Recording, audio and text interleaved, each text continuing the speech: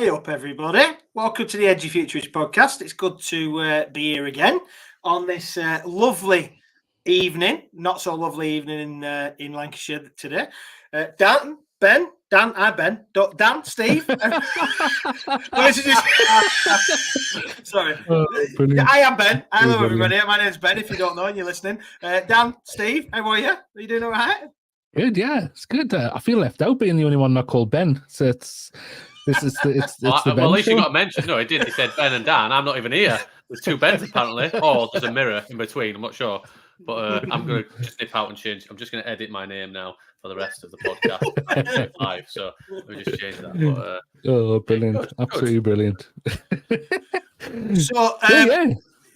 Last time we had Anna Fabrega on the podcast, which was a great conversation. I know that we have still got one of her books to give away. So there it is. Dan's got that there. We were talking about that on our most recent podcast with Anna Fabrega about the learning game. So if you want to be in with a chance of winning that book, then feel free to leave us a comment in the comments. Here on YouTube, or tag us on Twitter or whatever else, something like that. You can win a book if you want. Just to clarify, for those people who don't want it to be fingered by Dan, it's not the one that's fingered by Dan in terms of the book, not guests. But also, fingered by Dan. That is going to be the slogan. The book is not fingered or looked over by Dan. For those people, we're taking the brakes off on this episode. What's going on? Well, we don't talk about what after this episode, do we? We don't talk about Bruno. So anything's game on this one. You want to go down in a? Get ready for this one because nobody will know. But get ready for this one. This is going to go off this one. Just to be clear, I haven't fingered it. It's in really good condition. But Dan's. I've got 3 blank copies. I've got 3. Just to give away. Dan has got one. We've all got one.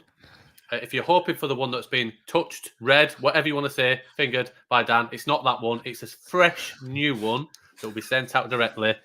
If you want one signed by the educator, reach out to Dan separately on social media, and he can sign a copy and send it out to you. Sign a copy of somebody else's book. Yeah, no. So it will sign a copy of somebody else's book. He has 15,000. Please reach out to Dan on social media after this one on his channel, AI Educator, and Dan will send you a signed copy of somebody else's book. Are you all right, Steve? Is everything all right? I told you, the gloves are off tonight. Get ready for it, everybody, ladies and gentlemen. The gloves are off. I think Steve might be pissed, everyone. I don't know if he is. He doesn't drink, but maybe. I'm delirious. Maybe. Yeah, he's tired, he's sleeping. You were away last week, weren't you, Steve, up in over in Spain playing golf? And then you've been out. Yeah, nice golfing with the lads. My yearly trip. My agreement is that I don't play golf all year round, just so I can combine them, put all the days together, and play 4 rounds over in Spain. That's my agreement. So, and then Milton Keynes next week, Switzerland, Dublin. Yeah. Cool. You've been watching the Ryder Cup? I did watch the Ryder Cup. It was great. Yeah, it was good. Nice. Good to see the Europe winning it. That's my golf crack. I don't know anything about it. So what happened? Europe won. Yeah, did they? Won. Nice. Yeah, a lad the team who'd never of combination of the player who'd never played in a major and the player who'd never won a major beat the best 2 American players. Young lads, really young lads, and played really well. So it was nice to see. Good. Well done, Europe. Yeah, very much so. Look at this, because we've got a European who's going to be coming on the as our guest this evening. We thought that was a really lovely segue there. Dan, what have you been up to, bud? Have you done anything interesting this week? Technically, we're European as well, although Brexit, all after Brexit. Point. But let's not get political tonight, shall we? True. What have you been up to, Dan?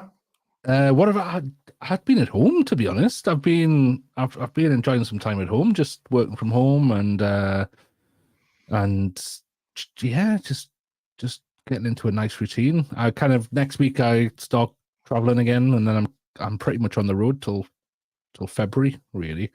So I'm just kind of relaxing and spend time with the family until next week. Go on, Steve. For anybody that's concerned, Danny's not Santa Claus. I know it's a busy period for other people, but Danny's focused on his AI educator career. So he's not at the workshop and he will not be delivering presents. It might be. It might be. It could. That would be wonderful. Dan, is that you? Can I just say this would be a great segue into our guest? Let's do it. It would be. Why would it be, Dan? Explain that to us. Someone who is going to be delivering presents this Christmas. It's Santa Claus himself, Dieter Mockelmann. Ho, ho, ho. Merry Christmas. Lovely. Dieter, it is really good to have you on the podcast. I know Thank you very much for having me. Me and Dan have spoken to you, Dan. Other people have met you in terms of the work that you do over in the Netherlands. I know that you'll do your own intro, so I won't do too much, but I know the work that you do, as we've just been finding out pre-show, is beyond just education, but we're looking forward to hearing about what you have to say about the future of education and what's happening in the Netherlands, and then what you're thinking is going to be going forward. So thank you for joining us, and tell us a little bit about you then, and how you got to this point in your career. Oh, well, that's a nice question. Nice to meet you all, and thank you for having me. Well, ICT education, it came for me together during my history study. It's almost a history lesson itself. It was 1996, 97, 98, somewhere around that, where one computer was connected to the internet with the famous sounds of the modem connecting to the internet. And then when you have a constant beep, then you knew you could go and explore the World Wide Web with on sources. And with in mind that I would be a history teacher, I thought, well, this is an endless sources in your enormous library of material, which could be very useful in education.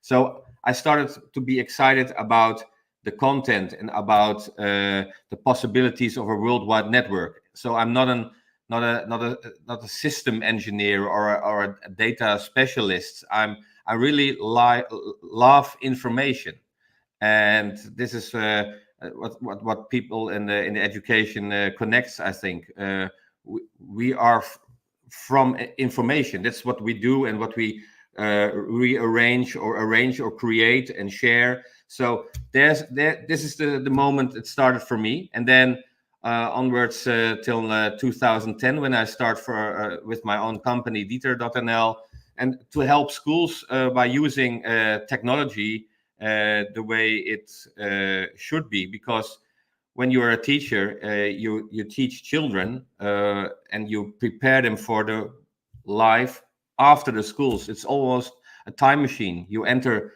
in the first grade, and then you leave after 6, 7, 8 years. In primary education in the Netherlands is 8 years. So when you step into this time machine and you get out of the time machine, there's something happening in there. And then when you get out, then you're future-proof. Then you're maybe you know the movies when somebody gets into a time machine and they're probably going back in time, and they dress like the people in that time frame. So they don't how do you say it? They blend. Actually, education is the other way around. You have to be prepared to help the children to blend into the future. And this is something in my talks I want to address. And when I start giving training, PowerPoint, Microsoft solutions, but also Google solutions and Apple solutions as well, it's evolved, and my talks evolved as well. So for now, I'm doing a lot of events, hosting events, keynotes, and all kinds of stuff to inspire. I hope that I'm a change accelerator to when I say it in the Netherlands, it's something like when you have a barbecue and it's finished, then the coal is getting off. And then when you think they're ready, they're finished, then you can blow on the coals and they glow again. And this is something I like to do with teachers, because they all love their jobs, they all love children, they all love helping them and training them and assist them. But sometimes they forget ICT is not something extra. It's in the core of being a teacher. And then I start blowing on that coal to get the fire into to the teachers. There's something the metaphorical way which I like to do. So this is an introduction, Ben, and then. Oh, sorry, Steve. I thought you're Ben as well. So sorry. Love it. Very good. Very good. Very good. See what you did there. No, that's good. Thank you for that. I think you were talking just before you came on air as well about being, obviously education is the bread and butter of what you do, but you are a serial entrepreneur, do lots of other bits of stuff as well. Wrap around that. Give us a little bit of that, and then we'll get into your conversation around education. Well, I'm always the guy in the family or in the friends scene who's looking for chances to look what is possible. If something is impossible, there's always something possible.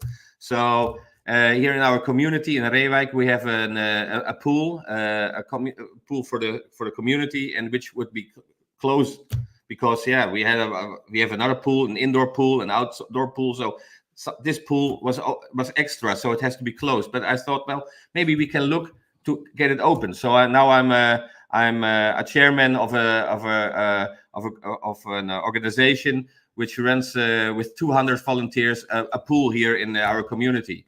On the other side, when Corona came, my wife has 5 food trucks. There were no events. So in March, March 15th, when they presented here from the government, there will be no events till June 2020. Yeah, it hit very hard because on the same press conference, it was told that the schools will be closed as well. So I was sitting on the couch watching this press conference and thought, well, I don't know what my profession would be like now. So Hanneke, my wife, heard the other part of this press conference and thought, well, for me it's finished as well. So I thought, how can we arrange something which could be possible? So I called here the community and asked if they allowed us to put one of our food trucks, a pizza food truck, here in the center, and we started making pizzas. And then one woman came to the food truck and asked if we do deliveries. And Hanneke asked, well, do we deliver pizza? I said, of course. So I had a box with thermo box, which could be the pizzas became don't get cold. I don't know, how do you say it? Isolated box. Yeah, thermal box. Yeah. So I put the pizzas in. Yeah, I wrote the address, and I drove around our city in Gouda and Bodegraven is a city nearby, and I became a pizza delivery guy. So yeah, and then on the event parts, I saw a software solution in the United States for housing and selling houses online on a virtual island. And I asked this organization if I could get a copy of that island so we could arrange spontaneous meetings, which was impossible in Corona time because we always were in arranged meetings. There was nothing spontaneous anymore, which makes meetings joyful. So we could get a copy of that island. We called it the Go Meet Campus, and we arranged events and meetings and all kind of avatars from all kind of the world met on that island, and they lectured, they had talks, they had lessons. We had all kinds of events with like in the London Excel, for example, you have the bat show like that, but then virtual. So it was great to see, and a lot of opportunities for after the Corona. But we know all now that we are always wanted to go back to 2018. So for me, it was a very special time. With all due respect to people who got hurt in the Corona pandemic, lost their jobs, or maybe lost lives in their family and friends. But for me, it was something which I also mentioned in my talks. In a crisis, things get bigger. It's like a microscope. If you get a chance to see something what's already there got bigger. So people who are worried on itself already got frightened during the Corona pandemic. People who are creative exploded in possibilities to look for other chances. I'm that guy. I really like, and I think I kind of got this when I met you as well. When I came over, you seem to be the type of person who finds issues for the community and tries to solve them. And there's something quite admirable about that. The fact that pretty much everything you do, although the entrepreneurial opportunities for yourself and your family, it's going, you know what, we've got, and it's very local as well. We've got a local problem here. Let's step in and sort things out and try to make things better.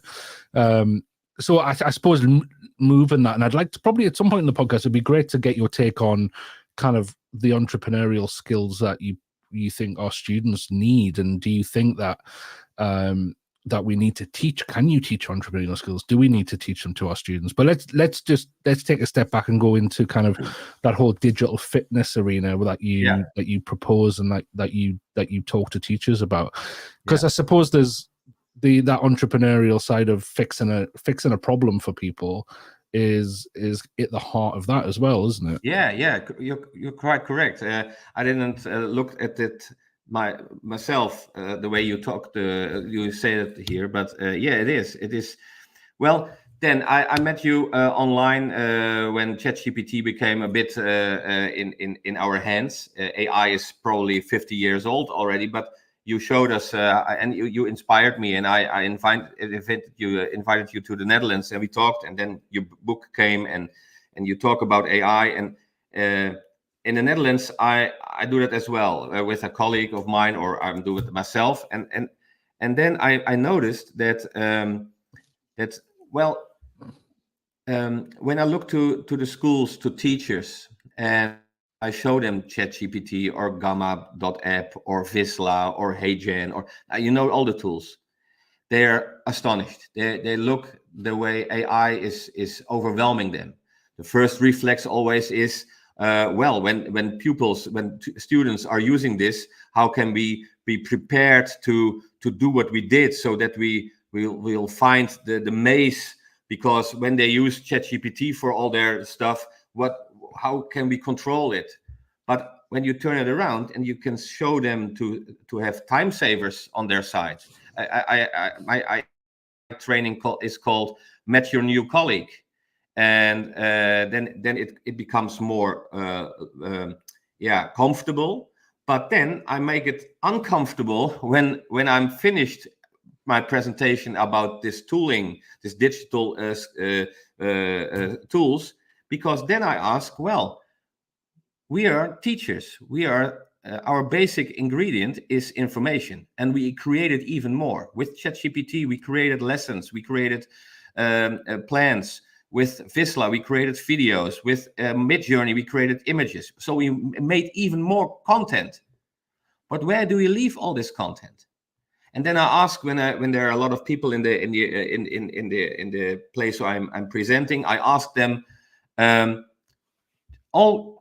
take your iPhone or take your smartphone and look for a picture of a family on the Lake Garda in Italy. And when you have a picture, please hold up your phone. In 10 seconds, 15 seconds, everybody has their phone upheld, because everybody has a picture of a family on the Lake Garda. And then I ask them, please look for a picture of you and your family and friends, or maybe you did a trip by yourself on a summer holiday of 2017. Look for it. And then they go swiping, looking for 2017. And then they become aware of the location they were. So they go to the map, albums, location, and then zoom in on location. So after 20-25 seconds, the first hands arise. So it's almost 2 times longer. And the conclusion is, you can find other people's information on other people's device even quicker than your own content on your own device. So this is a problem. And together with my friend Martijn Aslander and Mark Meineman, who wrote a book about this issue, this is one small part of this issue, we talked about digital fitness, because we didn't learn how to use email. We didn't learn how to use WhatsApp. We didn't learn how to use a device. We use a device like a tablet or a laptop, like an old typing machine, but it's like an aeroplane, an Airbus A380, who can transport 500-600 people, and you drive from Schiphol Airport, Amsterdam, to your runway, and you take the highway and you drive to South France. No, because of the innovation and the technologies, You can fly with it, but you have to learn how to fly. And that's what I say. Okay, let's talk about AI. We've seen it. It's a lot of possibilities. But now back to basic. Are you digitally fit enough to be aware of what's going on? So we call it digital awareness. Then we talk about digital hygiene. Is your your inbox on your email, is it empty, or does it overload you? People send email to themselves because they have found a link, a URL, or some information, or a to-do action list thing, and they send themselves an email with it. I do it myself as well. It's a problem. It's a symptom of a problem we didn't know we had. This is strange. We know when you send 10 emails, you get 13 emails back. So 100 emails a month is 130 emails in return, which one of them or two of them are from yourself as well. And then we talk about digital skills. And then we talk about, and this is interesting, which we talked about the book of Tiago Forte, Building a Second Brain. It's about personal knowledge management.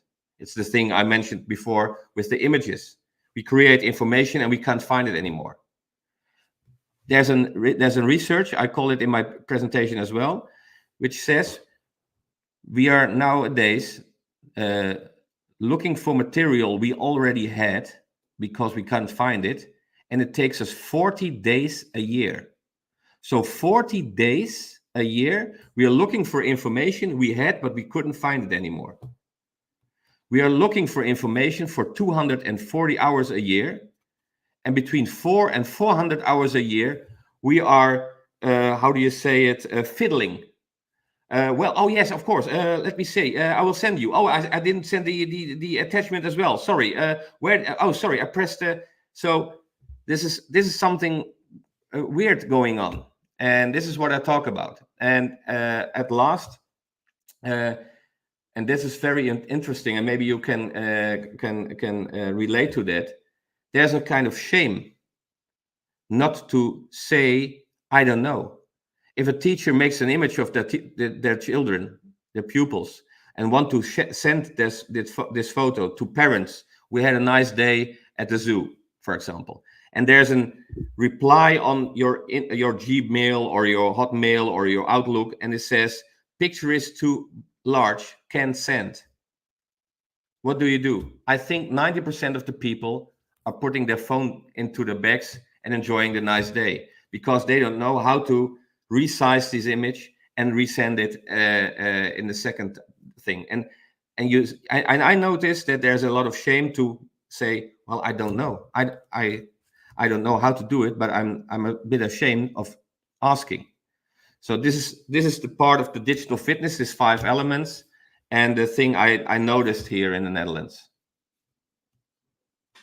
So these are the 5 elements of what you're terming digital fitness, and I think this idea that I'm interested in is not the only part that I'm interested in, is this idea of the time saving from that you find from doing these repetitive tasks, that we have all this wonderful technology in our hands and on our wrists, or we have all the access to these cloud storage, and it's brought all these brilliant things into our world, but ultimately we are wasting time because we're not organizing it and sharing it correctly.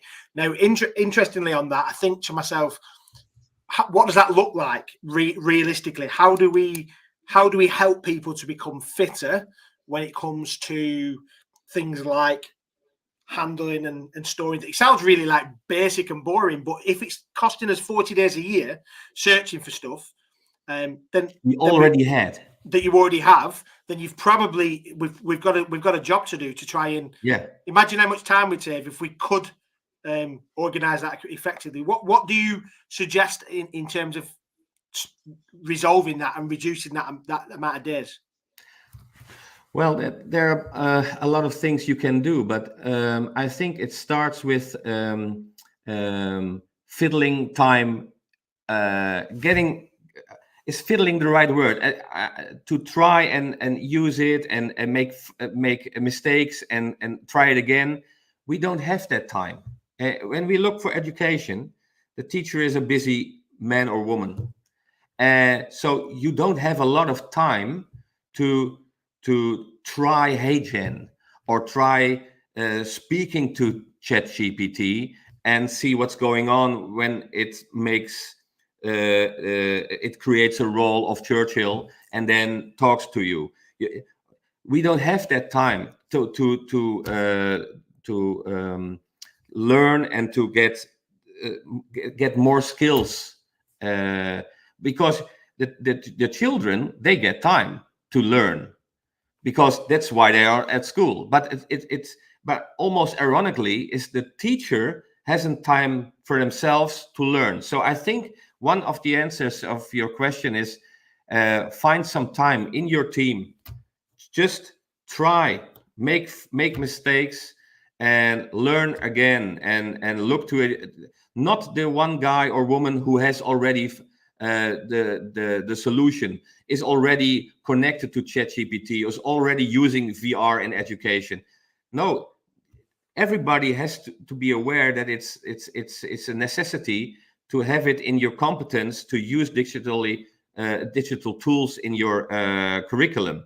So find time and be aware. Digital awareness is a very interesting thing. I mean, in 2011, I think, I don't know, but it was a long time ago, there was a Tesla got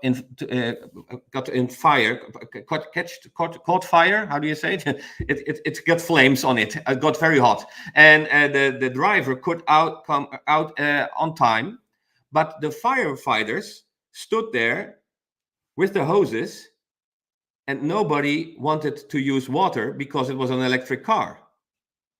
So what's going on here?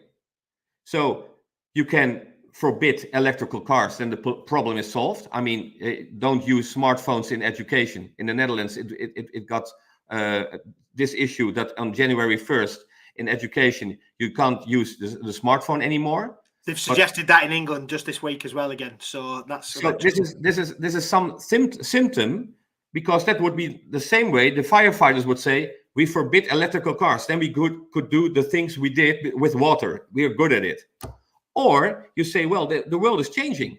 We have now self-driving electrical vehicles, and they caught fire as well. So we as firefighters have to be competent enough to get to know how to solve this problem. So looking for some, let's take the parallel in my introduction. Look to the things you can do, not which you can't do. So this is the second thing I think when I want to reply on your question, Ben. No, thank you. That's good. Thank you. Yeah, I think that's a good analogy. I like that.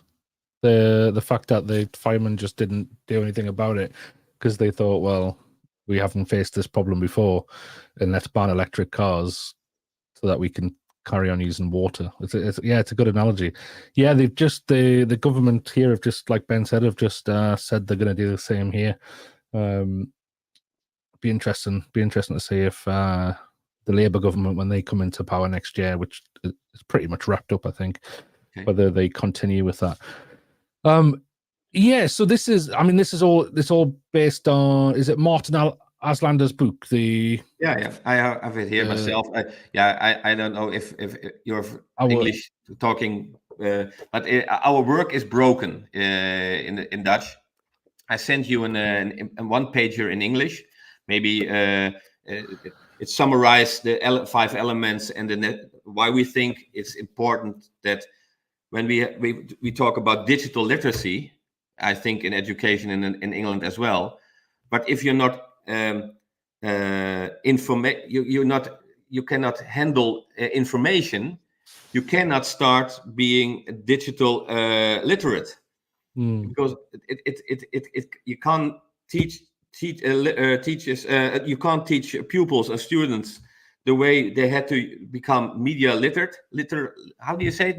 Media littered, but if you aren't yourself, I mean, when I go to a driving school and I want my daughter to learn to drive a car, then I expect that the guy or the woman besides her has at least a driving license.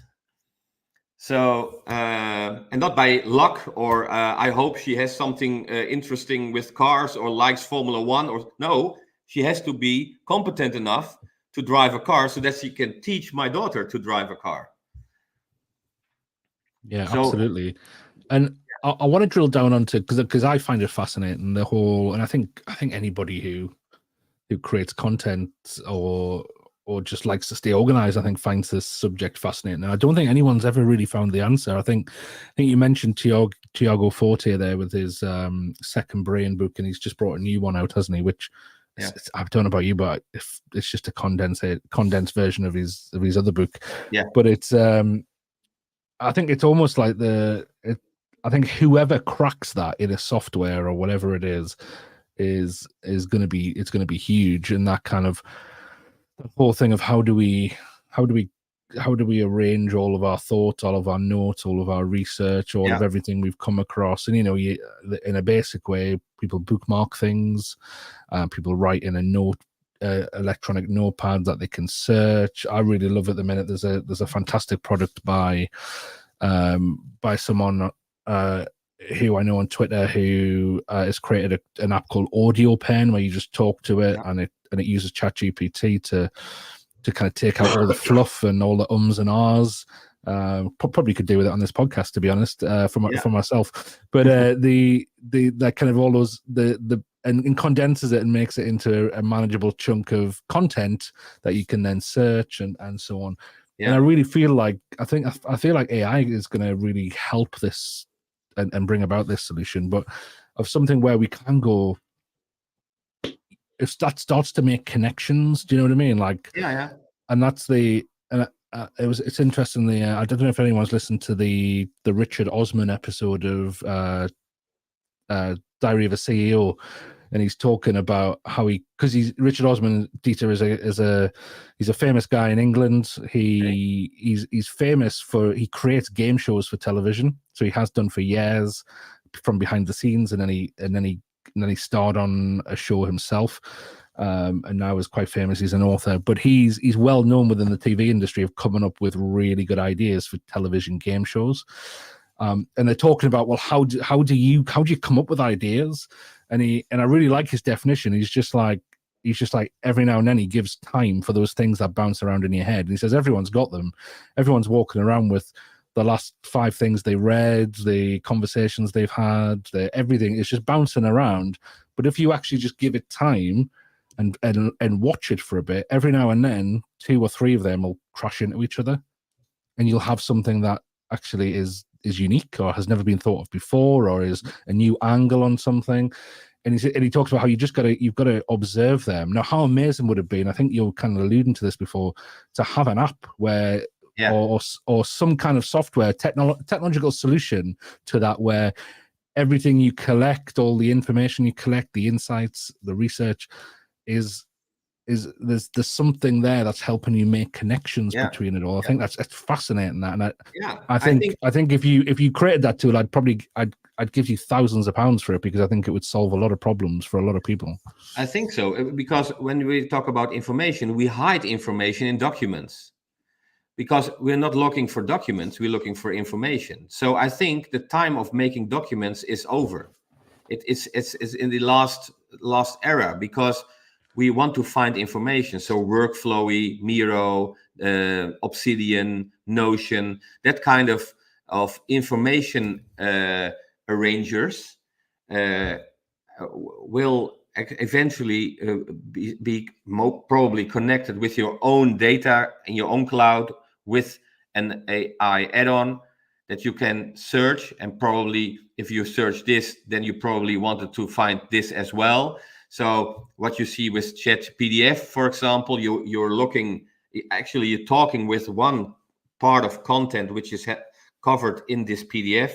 I think we talked about it a year ago, I think, about this. But I think this is something we're looking for, and not documents, not folders, like we have an office in the 1970s created in software, because that time is over. And especially, really, especially in education. It is. I think what is the catalyst to change that? I think there are so many people, like, you speak to, even have this aversion, especially in the Office 365 environment, where they say, oh, but if you've got a cloud device, how do I download the app to my device and then still use the functionality? And I'm like, well, really should be doing that anyway. But how do we? That's an education conversation that I had the other day, and I was like, does that still happen? I guess, I still see it. So how do we move from that to version control, to this space where you're talking about collective information and the collaborative space rather than the creation of flat-based documents? How do we create that catalyst? Because it's been there. Like Jamboard has come and gone. Miro has been there for a long period of time, but education hasn't adopted it like we'd want. How do we create that catalyst to move that forward then? If it's existed for so many years, is it this space where we need to provide the training? How do we do that? How do we get these people to stop seeing it as the new electric cars that we don't want to put water on? How do we move it to that space where we say, well, you know what, this is available, and do you have to get? I don't know. How do we move it to that space? Well, what we saw in the Netherlands in the Corona pandemic, and I think in England there's something like a moment when the government said, well, the schools will be closed. It was with us. It was March 15 on Sunday night at 7:30 in the evening, and what I noticed that in 3 days all schools were migrated to an ecosystem like Google or Microsoft. Even schools who used Google were migrated to Microsoft in 3 days, or other ways around. And then I noticed for 20 years I'm helping schools with their ambition, but there was no sense of urgency. So there's ambition and there's sense of urgency. And I think when there's ambition, well, world peace is a nice ambition. Look around. But if there's a sense of urgency, well, there's a virus going on and we have to close the schools because probably we get very sick or maybe we get killed. Let's close and let's migrate to an online environment. So in the Netherlands, we have a shortage of teachers. I don't know how is it in England, but we have a huge shortage. That could be in pandemic as well. So you want to go on with your lessons, but you have no physical teacher available. So why is there a teacher problem? There's no teacher's problem. There's no lack of teachers. There's a problem in the continuity of learning. And we made it one-to-one. We connected the possibility of learning to a physical, present teacher. So this teacher isn't available, but we still have to learn. So on this side, I think this is a sense of urgency. And people like you and I, we are the people who can say, well, we always can look what's possible. Because why can it be possible that a child of 7 years old watching a TikTok movie and knows exactly what she needs to make muffins and do stuff on it and sell it on the street? She learned it by watching a TikTok movie. So there is something possible to learn by by videos, by interaction online. So probably there is a need of social and emotional learning, which is almost impossible by using a webcam. For that part, well, maybe there's enough teachers available to solve that need. So do online what you can do online. And I think this could be this sense of urgency to make the adoption of technology not a luxury, but a necessity. Yeah, just on that point, I was reviewing the UNESCO report that was on the future of education that came out. I think the statistic is 69 million teachers will be needed and required by 2030. If that's not a cry for using technology and these kind of tools, and a crisis like that, then so be it. I think people always say that it won't replace teachers, but ultimately we don't have enough teachers that it will replace anyway. If that is a statistic that UNESCO rely on, it's a hell of a lot of teachers that we're going to be missing. And how do we use that technology, leverage it to get the teachers to do what they can do and be utilising the human intelligence element of it and get artificial intelligence and machines and technology to do the rest. Yeah. You have to, otherwise nobody's going to be teaching the kids. When my kids grow up, there's not going to be enough teachers. So is it a class of 100? My worry is that if we don't have enough teachers, all we do is increase the class sizes to 100. That's the worry in the education system for me in the UK. That would be probably their response, or England, rather than the alternative, which actually is probably better fit and a future focused. But this huge groups, it's not necessary, because you can still have the small groups, have a 1-to-1 or 1-to-20 of a teacher who explains math, and maybe it's a brilliant teacher from Spain, but you keep this video to high how do you call it, hey Jen, and it's in English and it's in German, and we collect it in on a drive or in a cloud or something, and when there's a parent around or an assistant teacher or something who can still be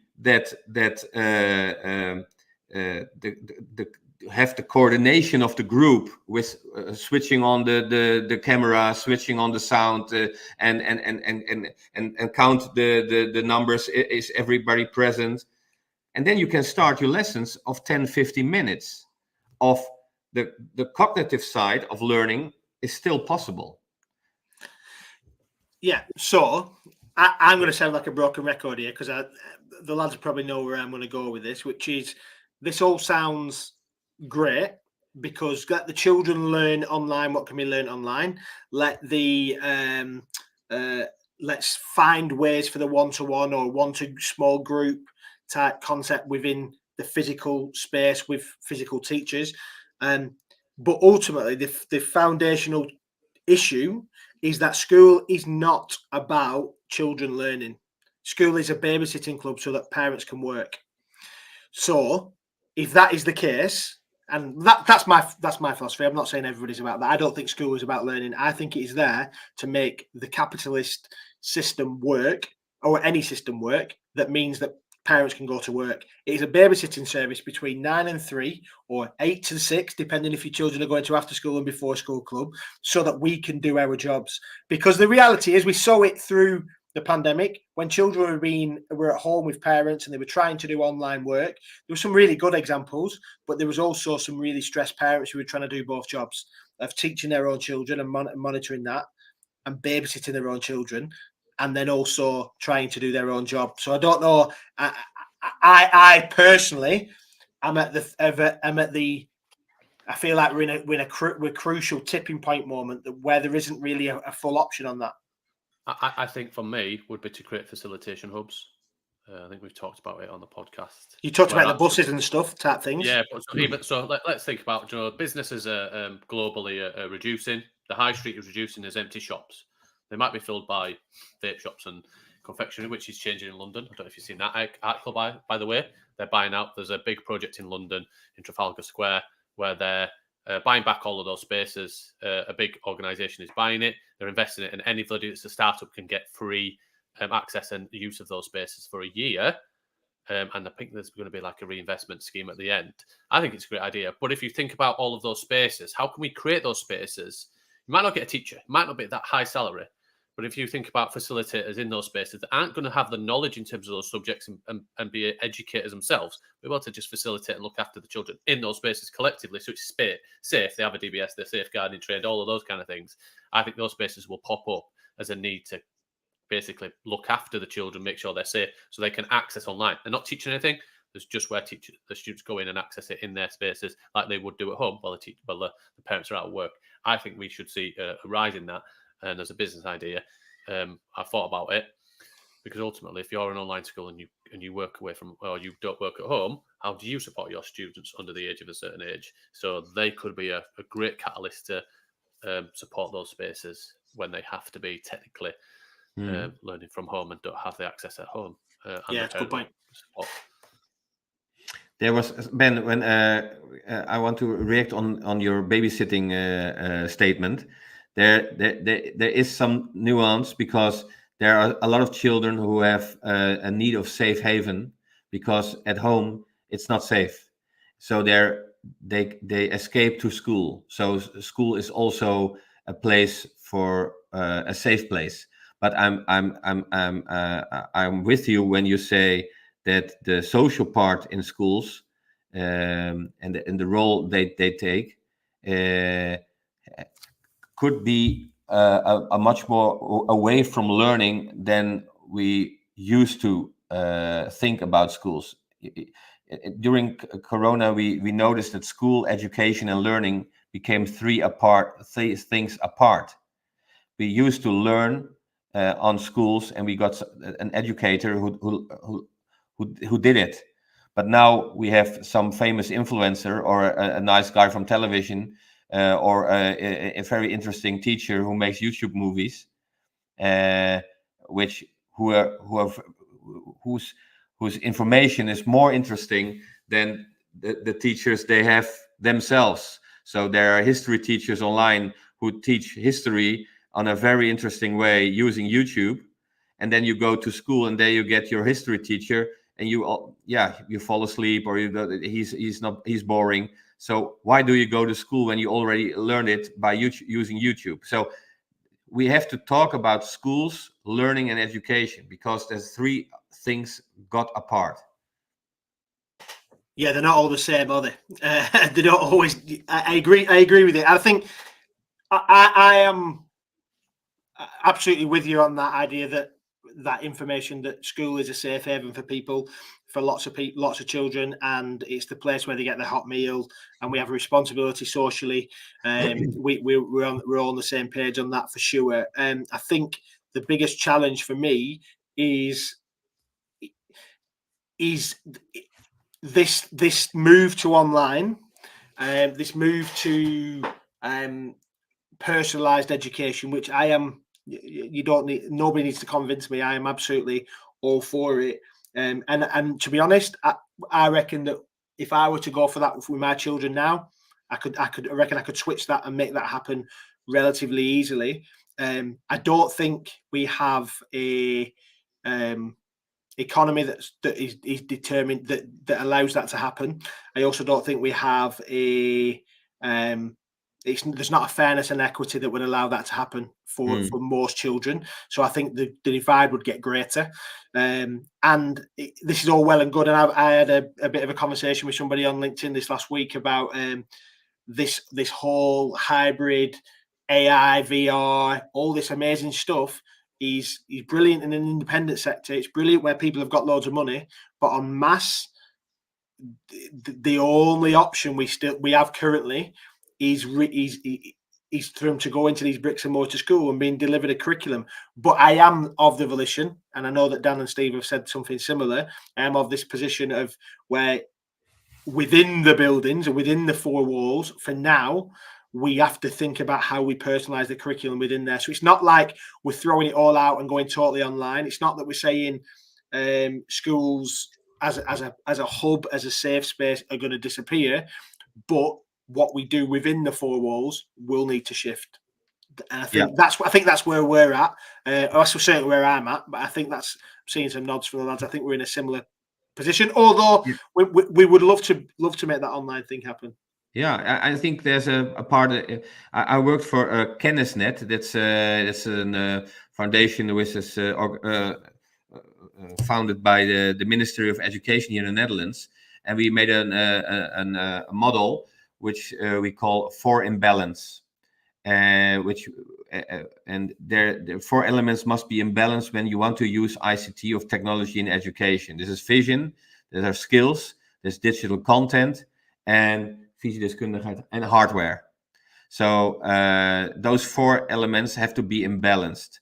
So you have tremendous hardware and tremendous software, but if there are no vision and there's no skills in school, there's nothing will be happening. So when we dropped that model of these 4 elements, we thought there's something missing. And I think this is what we're talking about. And I think this is educational leadership. Because when you are an educational leader, and in the Netherlands, the lack of teachers was already seen in 2010, 2011, that in 10, 12 years, there will be not enough teachers to teach all the children in the Netherlands.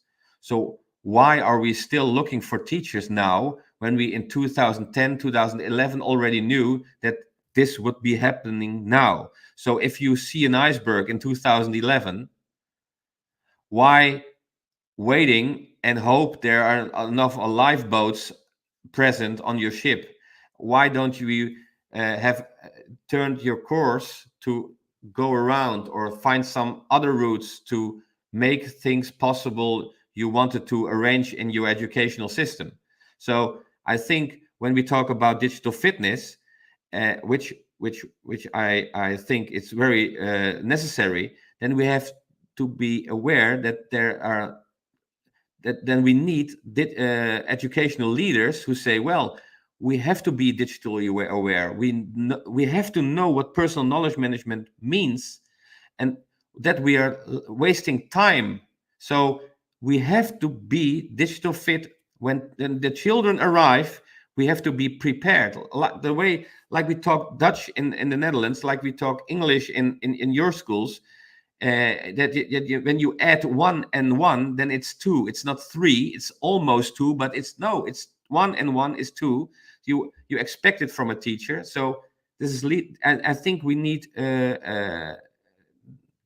address that as well in this conversation. Sorry.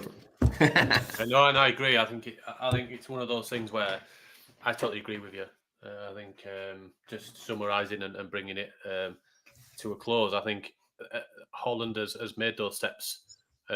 We talked about banning mobile devices, but they have built infrastructure and brought more devices. England isn't at that stage, and I think the concern is actually it will be a deterrent, because how can you provide digital access and all those kind of things if you're not doing it through mobile phones and there's no devices in schools? I think vision and leadership, I think it's been talked about. I listened to a podcast and was in conversations a couple of weeks ago where people were talking about the fact that there's a lot of people that have been led in education, have been advised in education by people from old archaic systems. So they're learning from people from a system that actually was before all of this came to fruition and everything else. So if they're learning from those people that had this foresight or didn't have the understanding of technology, they will never improve. You've got a lot of managerial leadership in certain aspects of education. No criticism of some leaders, some wonderful leaders, but also some of those people that maybe had supported and have an understanding and trained and guided to create a new vision. It's not their fault, but who's guiding them to be visionary and to create that thing when they've never done that themselves before. They might be great people and leaders of people, but actually, the vision isn't there. I think it's an exciting time. I think we're at I think there will be a catalyst that will either push it down a path of staying the same, but I think there's also a worry for me and for us that we talk about on the podcast often, that we're not going to move to the new age. We're not going to be in a dawn where this pushes it forward and forces into something that's exceptional. I think we'll just do the same thing over and over again, because we've had some wonderful people on this podcast, such as Bob Harrison, and people that have been doing this for 20, 30 years, that introduce things like the Feldtag agenda and everything else. And when you speak to them, they go, "Well, hand it over." And I'm thinking, how would I feel 30 years, 35 years down the line if we've been talking about this for 35 years and it's exactly the same as what it is now? I understand why some of those people sound like a broken record and bitter, because they've been battling it and they've seen the vision and they've done it, but nobody's listened. And I don't know how we change that. But it's been a great conversation, and I'm excited to see where we go. Yeah, of course. Einstein already said, if you do what you did, you get what you got. So so we have to do something else, and this is what we call disruption. And disruption causes pain. A digital whiteboard is not a disruption on the chalkboard. So when like Dan and Ben, I don't know, Steve, if you do talks as well, but when we three do talks, there's always a laugh, because we also stand-up comedians. There's always a respect and we do yourself. Nobody laughs when I try and tell but we in a sense we show them that there's a disruptive thing going on, which make them itch a bit. So when they listen to us, they know there's a sense of urgency. They know we have something they have to adapt. But there's always a question: is your organization ready to absorb this new way of teaching? And they know this question is around us, and nobody wants to ask this question because a lot of people know the answer, and this is not nice. It's not funny. So there's something going on. I agree, Dieter. It's been an absolute pleasure to have you on. It's going to stimulate a lot of questions. I think it will stimulate onto future things, and it's a conversation we've been having for a long time. It's a conversation that we'll collectively, at least us four, and everybody that we've had on, and all the community and everybody that follows on social media, will continue to have, because I think it's the right thing to do. It's the way forward and the only way forward. But let's not put the genie back in the bottle, as a friend of the podcast, Bob Harrison, said. It's out. The problem is too many people are trying to put it in, but I think change is coming. And yeah, it's been a pleasure to have you on and to hear your journey. And with people like you, I think it's an exciting time. Let's keep going. Thank you very much, Steve. Ben, thank you very much for having me. Good luck with your Thanks, podcast. Dieter. Cheers, mate. 1